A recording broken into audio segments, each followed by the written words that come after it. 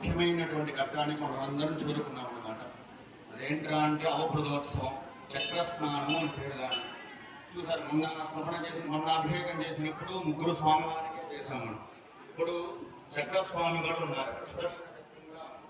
అంటే చేసినప్పుడు చివరిలో చక్రస్నానం అవబృతోత్సవం అనేది తప్పనిసరిగా చేయాలి.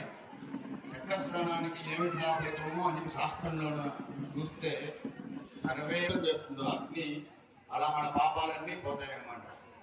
ఈరోజు నుంచి సాయంత్రం నుంచి ఆ చక్రస్నానం అయిన దగ్గర నుంచి మనందరికీ కొత్త అకౌంట్ అనమాట పాపాలు. ఎప్పుడైతే బ్యాంక్ అకౌంట్లో మనం బ్యాంక్ బ్యాలెన్స్ సరిగ్గా మనం మెయింటైన్ చేయకపోతే బ్యాంక్ ఎలా అయితే క్లోజ్ చేస్తుందో అకౌంట్ని, దేవుడి రోజు మన పాపాల అకౌంట్ రోజు మధ్యాహ్నానికి అయిపోతుంది.